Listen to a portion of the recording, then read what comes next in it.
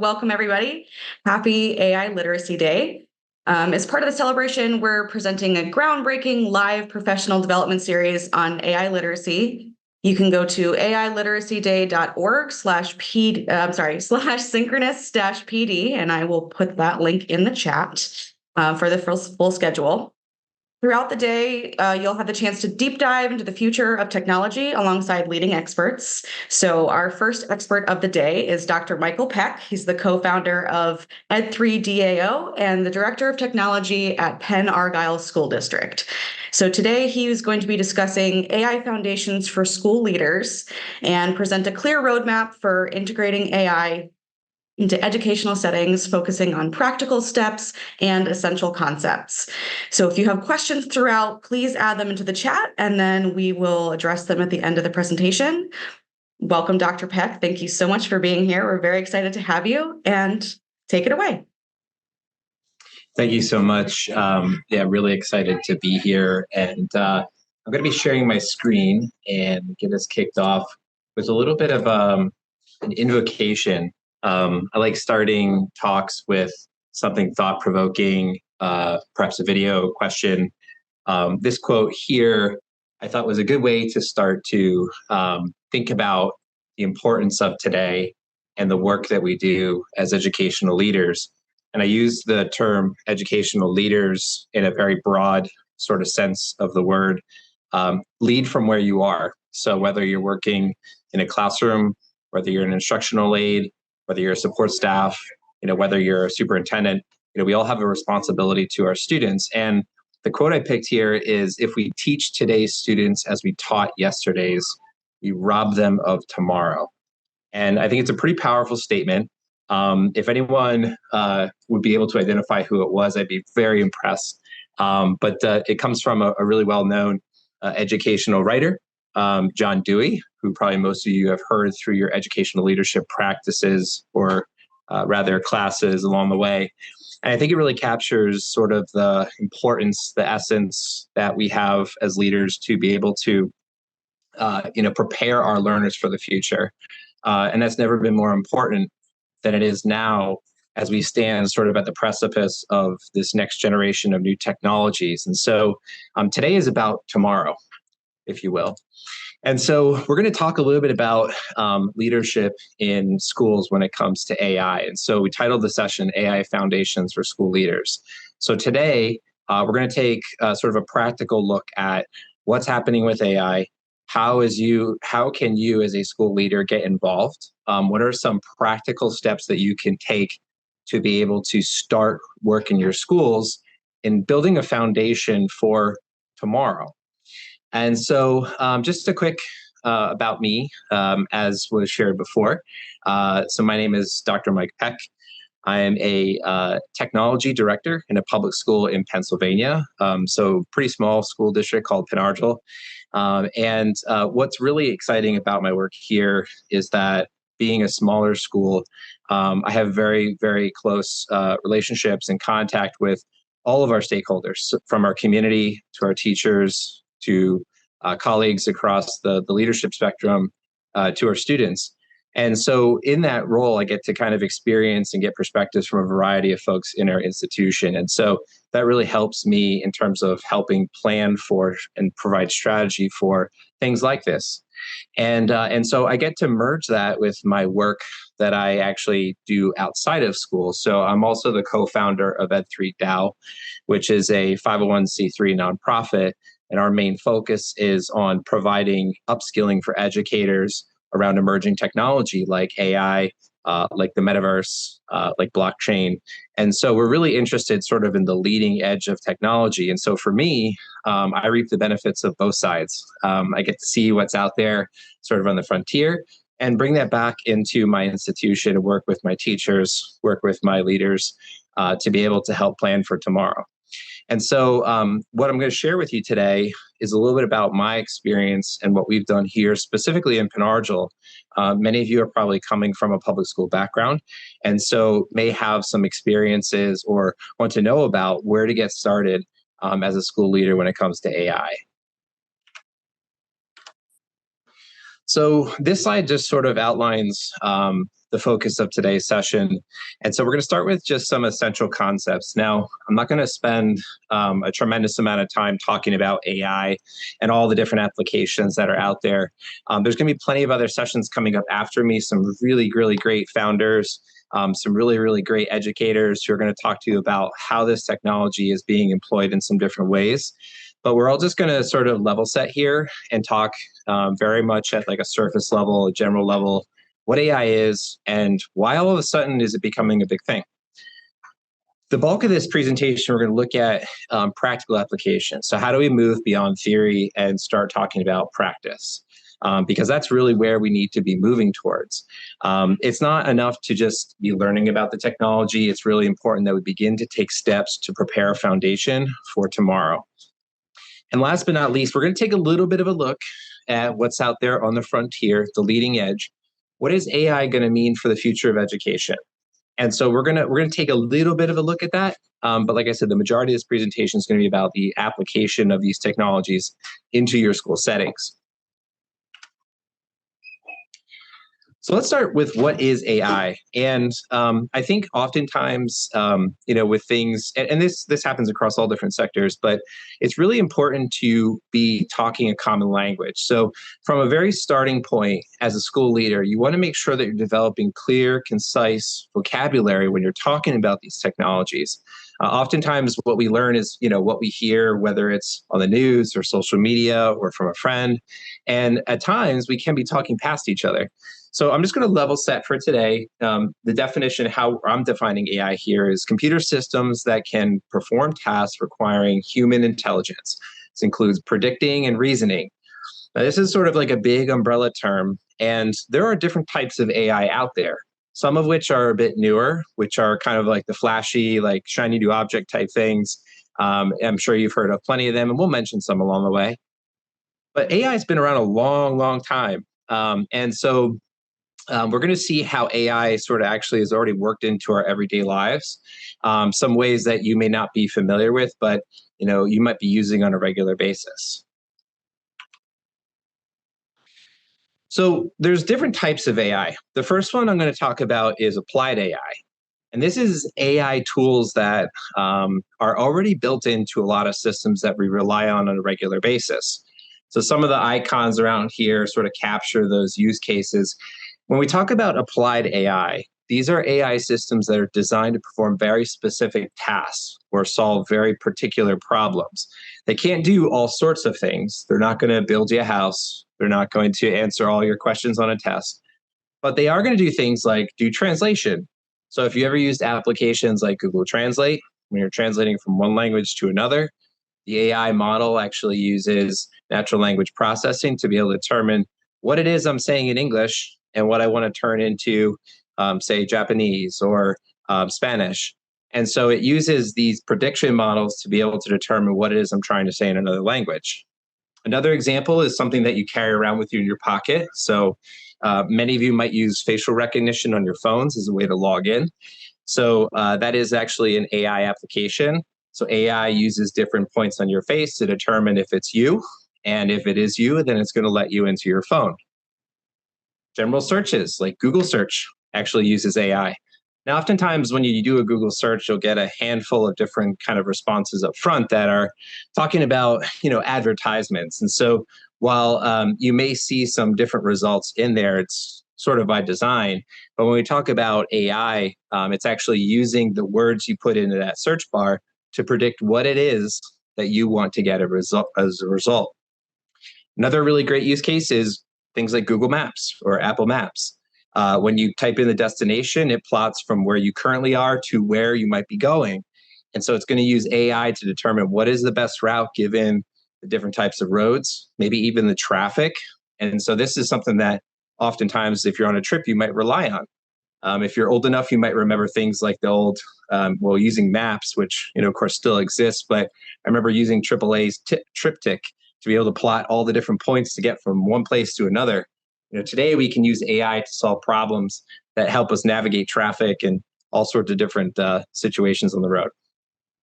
And last but not least, this one's one that you may be familiar with in a school setting already, and that is When we talk about different tools, there are all sorts of different benchmarking tools out there that look at reading or math scores. So student takes a test, the AI model will actually look at the results and determine, based on the results of the student, what areas they might benefit from in terms of getting some support or practice. And so it'll actually create that customized learning path. These tools will often use AI as a tool to be able to create those prescriptions. And so we've already kind of seen some of this in education and in our everyday lives. And so this is something that's not new, but there are some things that are being developed that are leading to new innovations in this space. So the one that I think is probably most prevalent, and part of the reason why we're all here, is because we've seen an explosion in the area of generative AI. So generative AI is very different than applied AI because it can adapt to various tasks. So it can be used to do all sorts of different things. It can comprehend context, and it can also produce diverse outputs. And so the picture on the right-hand side of my screen here, you'll see there's all different kinds of AI applications out there. Whether you're doing research, trying to use speech products, write code, create images, there is an AI tool for that. And so this new sort of wave of technologies is being powered by just really strong computing models that have all sorts of different potential applications across all different spaces. And so you're probably most familiar with tools like OpenAI's ChatGPT or Anthropic's Claude. But there are so many different applications out there depending on what you're trying to do. And so this is the thing that we're really trying to grapple with. Like, what does this mean for education as we have, really reached an exponential increase in the power of these computers? And so you're going to start to see use cases already in this in terms of, so like I have the little test icon there. So depending on some of the tools that you have in your schools, you may already be seeing generative AI being applied into those tools. For example, test generators that create test questions based on a specific topic or a grade level, or perhaps both. Chatbots, which are probably one of the more popular applications. So how can a chatbot be used when you talk with, say, ChatGPT to maybe create an assessment or create a lesson plan? And then the picture there, of course, or the art, we can use these models to generate different images. And so we're seeing pretty broad application across a lot of different disciplines. And this is really where we're trying to grapple with, like, what does this mean for education? And so I show especially the picture on the right to demonstrate just how broad these generative AI models can be applied. So when we begin thinking about how do we plan for all this, right? Like the last picture shows, that was just a snippet too. I'm sure there's plenty of other models or applications that you've seen before or are already using that go beyond the scope that I just shared. So how do we begin to grapple with all this? How do we plan for this uncertainty? And so my approach and the way that I'd like to share with you a little bit today is about how do we plan for what's happening today? Focusing on specific tools or specific applications that can really enhance our current practices and then improve the efficiency or solve immediate challenges in our school systems. So when we're thinking about AI, there are some things today that AI can already solve. And so you want to think about those use cases, but you also want to be thinking about tomorrow because we're going to continue to see sort of this growth in terms of the quality of these tools and their capability. And so we have to think of today as setting the foundation and trying to figure out what we can do with the technology, but also keeping an eye on tomorrow and scanning the horizon for potential applications in the future that are going to really change the nature of education. And so I think we can all agree today that OpenAI's chatbots or Claude's chatbots are not going to revolutionize education as it is today, right? They're just not going to. There's a lot of work ahead of us. But in the meantime, while we're figuring out what these tools can be used for, we also want to be thinking about what's going to happen tomorrow. And so we'll talk a little bit more about the tomorrow picture towards the end of this presentation. So when thinking about how do you navigate AI adoption, I came up with this kind of 6-step process.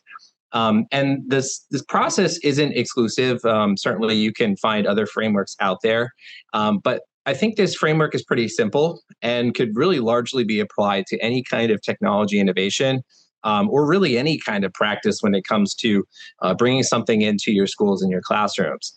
And so the first step is just gaining general awareness. So like what is AI all about? Then it goes into learning, application, and I'll talk a little bit more about this later on, but application is where we begin to sort of dip our toes in the water. We don't want to be jumping into the deep end necessarily. There's a lot of things that we need to keep in mind as we go. And so application is really referring to the process of just getting started. We have reflection, of course, evaluating what we're doing. Then we move towards integration, which is more large scale adoption. And we wrap it up with advocacy. And so I'm going to go into each of these in a bit more in depth, talk a little bit about things you can do to help prepare. Again, it's all about setting that foundation for tomorrow. So we'll get started with awareness. So what is awareness? Well, we want to get to know the AI landscape, and that's really hard. There is so much that you can know. The thing that we want to start with is talking about what is AI. So when you get into your schools, your classrooms, your institutions, you want to be talking about what is AI, and then looking at AI's impact, not just in schools, but look at the AI impact in the world outside of our schools. The reality is that schools are typically not leading edge in terms of the technology use that we see in sort of the broader, ecosystem of tech. And so we want to be thinking about what's happening on the edges and sort of predicting how are those things going to impact what we see in education. As we know, AI is already out in the wild. And so what are the use cases? For example, we saw Google Maps and Google Translate. Those things were developed outside of the education system, but have some application to education itself. The same could be true for generative AI. How are companies using models like ChatGPT? How are they building chatbots? What are they building next? And how might that impact education? And so by sort of like looking at the horizon and forecasting a little bit, we can begin to get a sense of where things are going and where we might need to be prepared. This first step, or second step rather, is critical. And as far as the learning goes, one of the things that we did in our particular school is we focused on trying to be inclusive in terms of our learning opportunities. Well, we focus largely on the adults in our institution so far, and that's mostly because of the fact that we want to be very sure about the tools that we're using with our students because of things like data privacy and security. But working with our adults, we've been pretty inclusive about who we inform and who we provide training to. So we didn't just train our teachers, we've been training our school leaders, we've been training some community members, talking to our board members about these particular tools, and other groups too that you may not normally consider, including, like, for example, your support staff. In our case, our support staff provide a lot of timely and really important support in the classrooms for the educator. And so giving them tools to be able to quickly generate knowledge or understand something is really critical. And so that particular group really benefited from some of the trainings that we offered along the way. Developing systems of collaborations are incredibly important. So as you begin to do the trainings, conduct the learning inside the school, you want to find ways that you can share that technology or those findings across the institution. If you keep it all sort of huddled, let me go back. If you keep it all huddled into specific silos, one of the challenges that you will find is that the information doesn't get disseminated and progress kind of slows down. So find out ways to develop systems of collaborations or use existing ones to be able to accelerate the work. When I talk about activating your network, one of the things that you really want to focus on here is activating your networks internally and externally. And what I mean by that is internally, you have all sorts of different stakeholders within your networks. As a technology leader, I understand some perspectives on AI. I might understand what's happening outside of schools and the broader AI ecosystem, but I'm not necessarily privy to the needs of our support staff or our classroom educators. And so being able to develop strong networks within your school is a great way to allow information to flow quickly to the people who need it. And so it opens up those feedback loops. The other part of this is activating your network outside of schools. Chances are you know people who are working in other districts, who are working in other organizations that are similar to yours, whether you're in higher ed or the nonprofit space, who are already experimenting or trying to figure out what to do about AI. And so finding those friends in this space to be able to sort of bounce ideas, learn from, is a really critical step in your own learning journey. Figuring out immediate use cases is kind of ties back into like, let's think about today. When we talk about technologies like this, we do have some immediate applications, which, like, for example, I shared for our instructional staff that they were able to use certain chatbots to be able to quickly understand concepts within all the different classes, because they might be in a social studies class, a math class, a science class. And to be able to use these tools help them kind of level up their knowledge game. Also think about future use cases, and we'll dive into that later on. But like I said, we want to look at both the today and the tomorrow. Oop, there we go. So when we're talking about application, like I said, application, and I really would hesitate to say jump into the deep end with AI. Probably many of you feel the same way about it, cautious optimism. Maybe some of you are a little bit more cautious than others. But one of the things is that we want to be thinking about where can we get started. Jumping into the deep end doesn't necessarily give us a clear picture of what's going to happen in our organization when we start introducing these powerful tools. So start small. Whether it's with chatbots, like training your staff using ChatGPT or Claude or whatever it is that you might be using, but start small. Give them the opportunity to be exposed to it, to learn a little bit about what it is and how it might be used. Give them a chance to explore and experiment. So when we start thinking about giving the technologies and tools to educators or support staff, we want to give them some way to match it back to what it is that they're currently doing. Give them some contacts and then let them go and explore. And what we found in our school in particular was that educators had a very specific use cases that really worked for them. And that's really helped inform our more long-term strategy in terms of where do we go next from here. So when we started all of our applications or our experiments, we had very clear goals that we had set out, and that was for really our staff to be able to get a foundation where they all understand this technology. And with our staff having a clear understanding of technology, that can help better inform the things that a lot of people are thinking about, which is like policy and guidance and what tools to buy and where to introduce this and how to introduce this. So by starting small, it gives you more control, and it also helps inform your broader strategy. So once you start with the small experiments, one of the things that we want to start doing then is reflecting on that experience. We want to start gathering information, feedback about what it is that we've learned along the process. So certainly assessing the impact. Whatever those goals might be, having things like surveys, anecdotal feedback. I love just checking in with teachers, checking in with school leaders, showing them things that I find along the way, sort of understanding what it is that the AI tools might match or not match in terms of their needs. And that really helps me gather effective feedback, because the feedback then can then help identify areas in which we're going to encounter some challenges.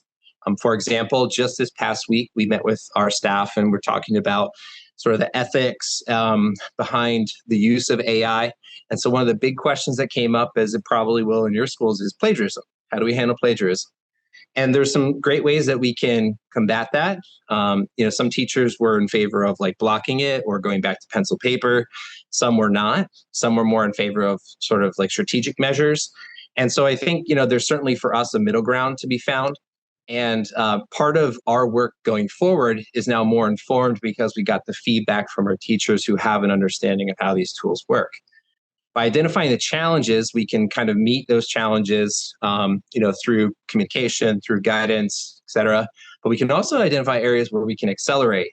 Some areas perhaps where we didn't have technology or tools available I come back to that example for our instructional staff because they might be working in 4 or 5 different classrooms in a week that all have different content areas. And so certainly we can't expect one to be mastering every single subject area. And so having the access to these tools is really groundbreaking for them to be able to help students answer questions, to be able to provide guidance to themselves as they're learning the material when they go. So we found areas where we had really big problems we didn't know, and we're able to accelerate our solutions because of AI.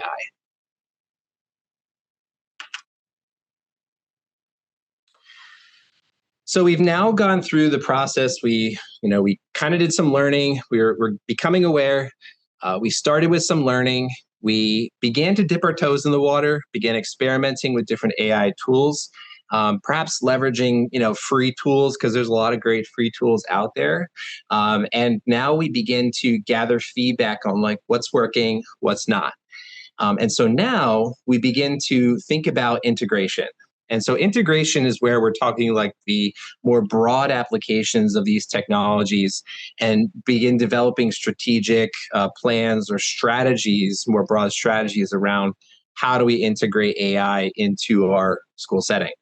And so this is one of the big questions that often comes up. So I hear a lot of conversation around establishing governance, guidance, and policies. And I've seen schools sort of take different approaches here. In our case, our school hasn't jumped to providing policies. Policies are very formal, like they have to go through governance procedures, and so they're going to be board approved. And they're kind of like they're really the line in the sand. But if you work in a school setting, you know that there is a lot of things that can happen either side of that line, right? There's a lot of gray area. And this is where guidance can be really helpful. If you have a school handbook, that's going to provide clarity in terms of like when a student does something, this is what that means, or this is what might happen if you do something like a discipline type situation. It provides clarity. And so our opinion was that we can't provide policy and guidance when the technology is so new and we don't fully understand it. It's pretty simple. And so we've been spending this last year trying to gain a bit of a foundation or provide a foundation for our entire organization so that we can make more informed policy and more informed guidance decisions. And so that's a really important part of the puzzle. There's no race to implement a policy. Like having a policy doesn't make your district more innovative or less innovative. In fact, I think it can be inhibiting as the technology continues to change and evolve. So that's like kind of the first thing that we want to be thinking about, though, in terms of strategy. Stakeholder collaboration is really key from the beginning, but certainly a really, really important part of the conversation here as you begin to develop plans.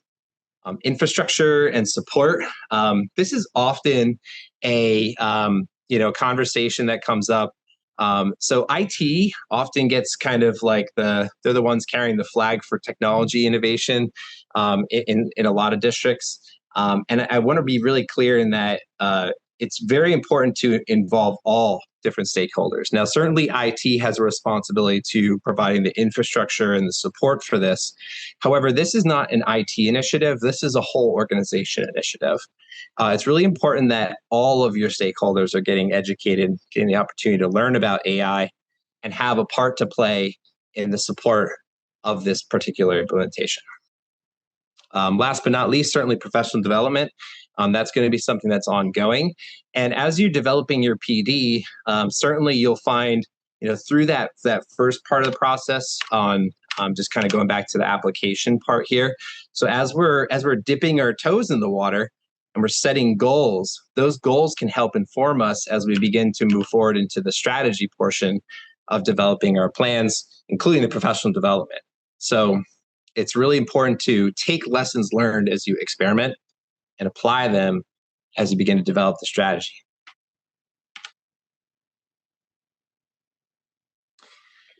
So moving on from the strategic part of this, and you start to implement or integrate this into your school setting, one of the important parts here that I included was advocacy. And with advocacy, we're talking about ensuring that we are creating open lines of communication, that we're sharing about what's happening within our school setting, that we're listening and absorbing, what is it that's happening here? And, what is it that we need to do in terms of pivoting or changing along the way? And so kind of working left to right with my little icons here. One of the first things that I would emphasize is the idea of AI literacy. You're all here, so you understand that literacy is really important when it comes to technology. Many schools have had digital literacy initiatives for perhaps years, even decades. But one of the things that is going to be clear about, I think, is clear about AI is that literacy around AI is going to be important for all subject areas. So just like when I mentioned AI integration isn't just an IT initiative, this is not just a technology initiative when it comes to AI literacy. You want to be thinking about how is AI going to impact the social sciences? How is it going to be impacting your math instruction? How's it going to be impacting English, of course, which is a big conversation. So including AI literacy as a part of all subject domains, I think is going to be really critical for students to be able to see that this technology isn't just about tech, it's about everything in terms of the subject matter we cover. Community engagement, so networking within your community, understanding the needs of the community as you integrate AI tools is going to be an important part of your advocacy and your plan moving forward. Sharing successes. So as you begin to move into the integration phase here, it's important to identify areas where you have roadblocks, but it's also very important to identify those successes and share them too. I think in education, oftentimes we are sort of, trained classically to be seeking the right answer. And when we don't get the right answer, it's not good, right? And it's not great to get the wrong answer, but it oftentimes helps us learn more. And so I'm not of the opinion that we should be cavalier about how we approach AI integration. There will be challenges. There will be roadblocks. There will be things that don't go right the first time. But we can use it as a learning opportunity to continue to grow and further integrate these technologies in ways that are going to be meaningful and responsible for our learners. Kind of going back to John Dewey, preparing them for tomorrow. And last but not least, as these tools continue to change, probably in the last, I would say, 2 to 3 months, especially, you probably have seen, heard about different AI tools that are now developing synthetic video. So AI that generates video based off of maybe a picture or based off of text, AI that generates audio. I've had a lot of fun playing with different audio tools that create songs. Some of which, a funny story with that is our staff, and this kind of goes back to the experimenting. I found a tool that helps create songs, and we showed it to our elementary school teachers, and they had ideas for developing songs around like behavior, student behavior. So how do we create songs to teach students about behaving on the bus properly? And so my principal and guidance counselor down there were just thrilled about the idea that they can now create these fun songs, which sounded pretty good, honestly, but teach kids about how they can behave properly on the bus. So being able to find kind of nooks and crannies where these tools can fit in is something that can be done only by sharing. But as we share and as we see these new tools come down the pike, we need to be thinking about what are the ethical responsibilities, what are the privacy concerns that we need to be thinking about, what sort of policies or procedures or guidance do we need to update as a result of implementing these technologies more broadly in our classrooms. And so the advocacy portion is sort of stepping back, kind of looking at the big picture and understanding where to go with the results and the feedback that you're getting in that position. And so that can happen at any level. So all of this might apply to your classroom. It could apply to your school. It could apply to your district. And so you want to think about where are you leading from and where is it that you can fit in these 6 different principles. And I come back to the original layout of that sort of roadmap. And I just kind of looped it up here because I think that what's really important is that we can't think about this as like a single roadmap for figuring out how to implement AI. And one of the things that is really important here is that this is a cycle, And this is going to be continuous learning that has to happen. And it won't even necessarily go totally in this loop all the time. As you become more aware of things, you might seek new things that you need to learn about. As you learn new things, you might find that you're going to apply something here, or perhaps an experiment with AI doesn't go so well, so we need to go back to the learning. And so this needs to be a flexible approach. I think the approach is pretty simple in nature. However, it's important to know that it's not necessarily a linear journey. And so as you're moving through your integration process, you want to be thinking about the fact that this may be something you have to pivot from step to step, or in terms of the whole cycle, that the learning will need to be continuous.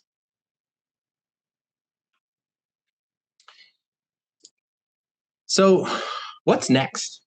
What's next in AI and education? So this is the part where I kind of go out to the leading edge of the space and begin to think about what technologies are out there, both on the education side, and then the not so education side. And when we look at the ed side, this map right here, or diagram, I should say, comes from Reach Capital. So Reach Capital is an investment, is a venture capital firm that invests in early stage startup tools that are building ed tech products. And when you look at the ecosystem of people developing AI tools, if you follow the money, you can kind of see where things are starting to flow to. So Reach Capital published this, I think it was back in the fall, but it gives us a pretty good idea of where the money is flowing to. And so they put a little note there. There's 280 edtech tools in their pipeline, and they organize them into different categories. So just one firm has invested in 280 different edtech tools. So we're starting to see some of those tools matriculate into our systems, but there's a lot more to come. Like the wave is coming, I guess the point. But it's interesting to note the different categories. So a lot under personalized learning and support, including different types of tutors. Mental health is very interesting. We're starting to see some application and even some research that's looking at the effects of chatbots when it comes to mental health. The results, at least the early results, are suggesting that chatbots can be an effective tool for providing mental health support to students. And while it's certainly not going to be the solution, the be-all, end-all, it's interesting to note that this particular use case is already being researched because of how prevalent some issues are in terms of student mental health. Career and skill development, another big category. You can see a whole different set of different things that are being explored there. Content curation, operational efficiency. So when we think about where ed tech tools fit in, I was saying before the call, there's a lot of, I think, talk. If you go onto any social media platform, you can probably find 10 different examples of how to prompt better to do X, Y, and Z, or how to create better lesson plans using. So a lot of the focus, I think, has been on how are these tools interacting with teachers, or how are teachers interacting with these tools like chatbots? How are students interacting with these tools like chatbots? But what really is interesting, I think, is, and I don't particularly like databases or spreadsheets, but these tools are excellent at using data to provide analysis, efficiency insights, and data analytics just more broadly. And so it'd be really interesting to see how, as AI tools begin to work into your procurement software, into your business side of things, into truancy, attendance data, like what becomes possible. So it's really interesting that when we think about the possible use cases, it's much bigger than just the classroom. Research and information access, and then at the end we have academic integrity, AI cheating detection, which was a part of our conversation when it comes to plagiarism. So this is sort of the inside. This is in the education sphere. What we're starting to see coming out of the space. And so I wanted to share sort of another view of AI and where it's at and where it's going. this particular diagram comes from a report conducted by ARK Investments. So ARK Investments is another venture capital firm. And again, I look at these because if you follow the money, you can kind of see where the development's going. And I also want to point out too, we are at a point where we're going to start to see on the education side a lot of tools flood the space. If you've been in education, which I've been in, I was in the classroom in 2008, in leadership for the last 8 years. And one of the things that you probably would recognize if you've been in the classroom over the last 15 years is that there's been this influx of educational technology. And long has been the promise that it will deeply personalize learning. And that's what we're going to hear in the next wave too. Like this technology is going to be revolutionary for your teachers, your school, your students in so many ways. And we must be careful to think about what is the problem that needs to be solved, and does this tool solve that problem, right? What is the problem, and what tool, or will the tool solve that problem? We need to be considering and thinking about the students and the pedagogy first. Those things come first. Second comes the tools. And sometimes we do the reverse. And in the last wave of educational technology, we saw a lot of that. And so as this next wave of AI tools kind of wash over schools, be mindful of the fact that there is no silver bullet. And while chatbots do a lot of great things, they're not the kind of solver of how to connect with kids or how to understand the context of a classroom. You know, there's a lot of work for teachers to still do here. And so we need to be thinking about what are the needs of the learners? What is the problem to be solved? What tool do we need to solve that problem? So coming back to, this is sort of the outside, the education ecosystem, and it's pretty busy. But I chose this one specifically because you'll notice that around the outside, we have 4 different areas, and artificial intelligence sits in the middle. And what's going to be very, I think, clear in the next 3 to 5 years is that artificial intelligence is going to accelerate work across all sorts of different development verticals. In other words, artificial intelligence is going to help us become better doctors, become more effective scientists, become more effective builders of things like robots and energy storage systems. And so artificial intelligence is going to accelerate work in a lot of areas. One great example is it goes back to DeepMind, which was Google's kind of first, I guess, jump into that space. And DeepMind was responsible. There was a project that was focused on protein folding.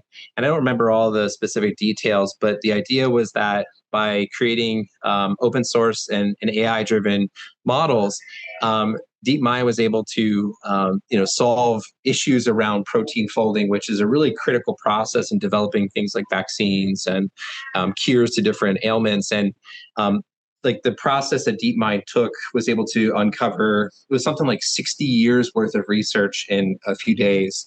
And so to point out, and that was several years ago, when we talk about artificial intelligence, it's going to make things move a lot faster in terms of the technology sphere. And so we can see that already unfolding.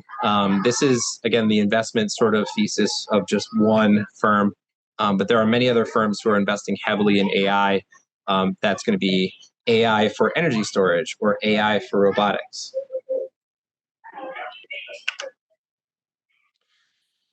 So a couple areas that I sort of identified, again, these are sort of on the fringes, like how is AI going to power things in education? So going back to the educational setting, as I mentioned, I think AI is going to be really powerful in terms of uncovering things within our data that we didn't know existed. Schools are just filled with mountains and mountains of data, whether it's testing data or data in your attendance systems or data in perhaps your business side. Using AI to uncover insights and be able to better, more efficiently identify pain points and possible solutions is going to be something that becomes more prevalent. You already are seeing AI tools sort of infiltrate like the testing platforms. We use a specific testing platform, and when a teacher goes in, they can assign a test that's all generated questions by AI. And so we're going to start to see AI sort of play out in all these different areas. One area that's really interesting is the idea that AR or VR. So if you were in education, 10 years ago, there was like this big thing around like AR and VR. So can we use, VR goggles to like experience what it was like to live in Pompeii? You could go visit Rome back in the age of the Roman Empire. And while there was some traction there, largely it seemed that wave sort of crashed. And part of the problem was that two things. One, devices like headsets were very expensive. Two, the development of such environments was really expensive and hard. And so now when we're talking about AI, the ability for computers to generate these environments, that cost is going to be driven to probably near zero. We're already seeing really a lot of advancements in the video game space, which is a good precursor to sort of AR and VR, where AI is able to generate live in real time, like your environment of where you are as a person in the game. So I would expect we'll probably see a resurgence of the AR, VR craze that we saw years ago in education. Robotics is a very interesting idea. I often think about, so what does it mean when like we have robots that we can employ in our schools? Like what would the robots do? What's their responsibility? Currently, we have in the last 3 months or so, Tesla has released a bot or a humanoid robot. Figure 01 was launched, and there's like a couple teaser videos on that. And then also thinking about was Tesla Figure 01 and Boston Dynamics just released a robot too as well. So how are robotics going to play a part in the future? And then last but not least, I include wearables in here. And we can start to see wearables, glasses. So Ray-Ban has a partnership with Meta, which their glasses are powered by AI. But we're probably going to start to see a lot of different things like pins and watches and glasses that are all AI powered. So some things to be looking out for in the future. So with that, I want to turn it over to some Q&A here for the last, we have a few minutes left. And before I do that, I just wanted to mention there's some different ways to stay connected here in this space. So talking about your network, not so much in your schools, but externally, there's some really great places that you can go to begin to learn about these materials. Certainly, I'm mentioning here, this is my organization. We're going to be hosting a summit this weekend in which educators from across the globe are going to be joining to learn about some of these new technologies, including AI. Currently, registration for that is closed, but I mentioned it to say that there will be some free material that is posted on YouTube. Some of our talks will be posted there, so you can check those out. You can certainly join our organization. We have a free and open Mighty Networks community for anyone who wants to join. I'll drop a set of links into the chat shortly so that you can go ahead and check that out if you want to. If you haven't already gone to National AI Literacy Day, their website has some really excellent resources, and they kind of do a great job of like capturing all the different policy frameworks, guidance, materials, things like that. Also, just to kind of point out too, on our website, we do have a list of AI events. So we kind of like scour the web and try to curate virtual events that are happening. So you can check out AI learning opportunities wherever you are. Also in the resources that I'll drop in here, so rather than talk to Meta, I'll add them into the chat now. The resources also include a few of the reports that I mentioned here. Microsoft had a really good report on the future of work. And so they kind of canvassed the AI space and produced a report that looks at different dimensions by which AI will impact education. pretty broadly. So it's a really great look at sort of what are the skills that our students are going to need for the future. Last but not least, EdSafe AI Alliance is a really great place too. So they have all sorts of things like policy work, frameworks, guidance. I did put some explicit links into my document, which you're free to check out, from state level guidance on talking about AI. But I also included both of the links to those organizations as well in there. So with that, I do have some time for Q&A. And I'll just go back to this page. So there were a couple questions in the chat most recently. Okay, so someone just dropped in an answer, so I'll answer this one live. Great. So someone had asked, they have kind of broken out their staff into 3 categories: want to build with AI, want to accelerate, utility, and then 3 are not interested yet. So practical suggestions for getting started with experimentation and working with 3 groups. And that's really like the secret sauce, right? Because every school, every organization that you all on this call are working in, you have a spectrum of capabilities, right? So what we've done in our situation is we have created opportunities for all 3 groups to learn.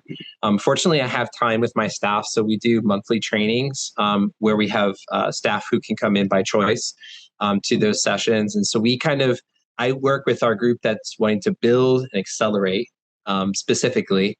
And we're kind of out on the fringes exploring the tools and then also taking feedback to bring back for the other groups as well too. So using their opinions, their experiences, their insights to be able to help inform like the next steps for training that we then conduct with our other groups too as well. As an example, we did training with our high school and middle school a little bit earlier because they have a bit more autonomy and agency with how they present material. But we worked with our elementary school a little bit later. So this goes back to, it was like January. I think we had a session for all of our elementary school staff. And what was interesting is that, we expected that they weren't going to be as interested because it wasn't as useful for them in certain ways. And that's true.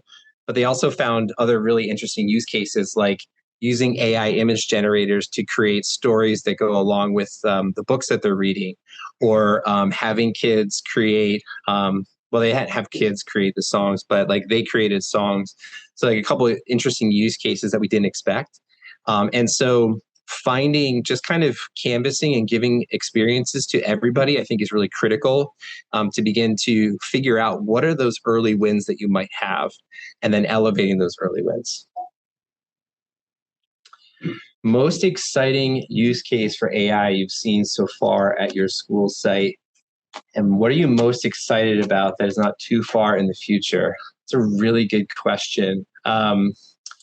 So we have 4 minutes left. So I think the most exciting use case, at least in the near term, is that these technologies have the ability to give back time to our teachers in some really unique ways. It allows them to be more innovative in certain respects. We've really focused on how do we use chatbots as like a tool to like push your thinking, to reflect. And so we have bots that we've used to help teachers reflect on their practices. So in Pennsylvania, we have the Danielson framework. I created a bot that uses the Danielson framework for teacher effectiveness that they can talk to about their lesson plans to see how they fit into that evaluation scale. So that was kind of interesting. But it can be used both for helping with efficiency, but also sort of pushing your thinking and reflection, which I think are 2 really exciting short-term use cases. Use cases not too far in the future. It's kind of hard to predict, how far we go with this, but I'm excited for like personalized tutors when we can figure out how to separate the power of a computer from the personal data that's required, like the context that's required to be able to do its best work. Like when we can separate those 2 things so that we can maintain privacy and security, I think that's going to be really exciting. And I think we're pretty close to figuring that out. Because then we're able to, have very personal conversations with like OpenAI's ChatGPT without giving away information about us, and without having to remind the thing 10 times, like, this is what I'm looking for. So that's probably one of the more exciting things that I'm up for. I did see a couple other questions. We use AI.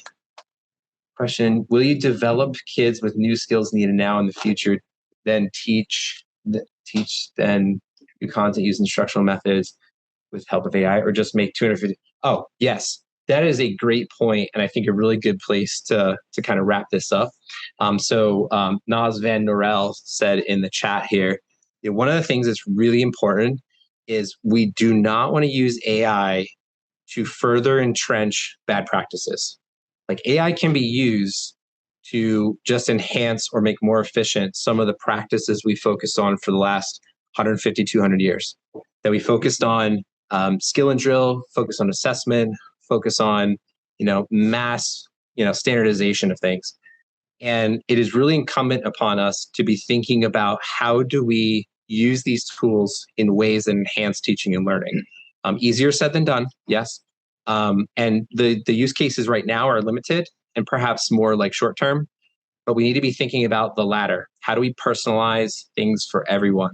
And that's been the promise for a decade, and that's our responsibility in the next decade going forward. So I think it's a really good place to kind of wrap up on right here at 12 o'clock. So thank you very much, everybody. Appreciate your questions, comments, and insights. Thank you so much, Dr. Peck. That was fascinating. And as we said in the chat, we are going to be sharing this in a follow-up email. So we'll share the resources and the recording of this webinar. So thank you all so much for attending. Thanks, everyone. Have a great day.